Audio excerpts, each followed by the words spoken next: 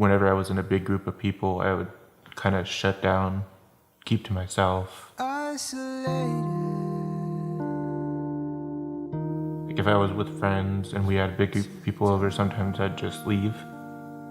My wife and I'd get up and go to work every morning, and he'd still be asleep, and we'd come home and, he'd be watching television or so. It was a little bit frustrating for us. Before Forte, I was working as a lifeguard. I had a job. It was an okay job, but I found my hours steadily decreasing to a point where I was mainly working 4 hours a week. And it got to a point where I was basically just being really dependent on my parents. We had some frustrations with that, and they turned into, I guess, arguments, get out and find a job kind of thing. Coming to St. George was definitely a different experience compared to living in Huntington Beach. I'd say that riding the scooter has been one of my favorite things while I was here. I was en route to my annual physical, and the phone rang. This is so-and-so from Dixie Regional Medical Center. I remember I was riding to work and there was a car. He pulled out of a stop sign, not seeing me, and I ended up slamming into the side of his truck.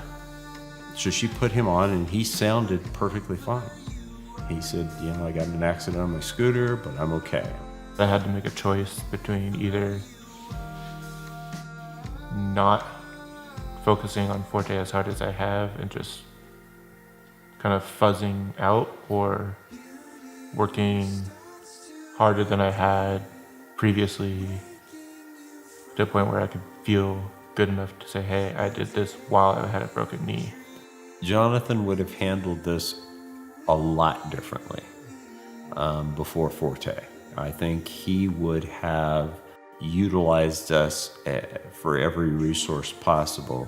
I was very proud of him and the way he handled the situation. It would have been easy for him to just say, I had an accident, I'm done, but he didn't. It's been a difficult time. I know for sure that I've had moments where I didn't really want to do anything because of the pain, but I knew that if I wanted to graduate, I'd push through it.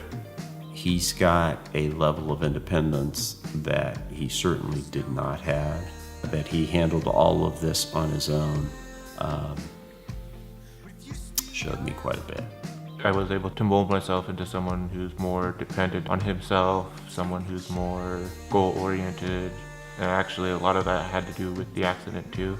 I realized that sitting around doing nothing wasn't the right choice for me, and I wanted to work harder than I did in the past to show myself that I was able to overcome it. It ended up making me feel really proud of myself after.